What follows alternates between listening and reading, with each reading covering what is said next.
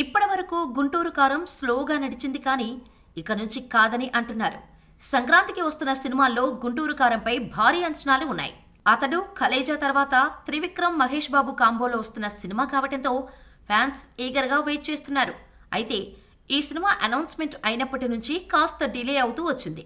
ఫైనల్గా ఈ year ఎండింగ్తో shooting complete కానుంది.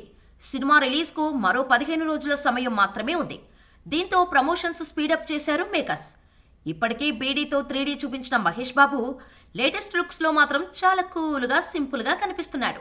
క్రిస్మస్ విష్ చేస్తూ ఓ పోస్టర్ రిలీజ్ చేయడంతో పాటు ఒక మాస్ స్పైసీ సాంగ్ చేస్తున్నా ఫ్లోర్పై మంటలు పుట్టించే డాన్స్ను చూసేందుకు రెడీగా ఉండండి, మహేష్ శ్రీలీల చితక్కొట్టేశారు అంటూ నాగవంశీ ట్వీట్ చేయడం హాట్ టాపిక్ అయింది.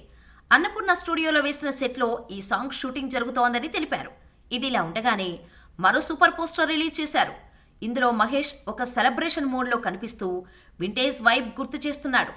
దీంతో ఇప్పటి నుంచి గుంటూరు కారం మొదలైపోయినట్టే. దాన్ని డబుల్ చేస్తూ భారీ ఎత్తున ప్రీ రిలీజ్ ఈవెంట్కు ప్లాన్ చేస్తున్నారు.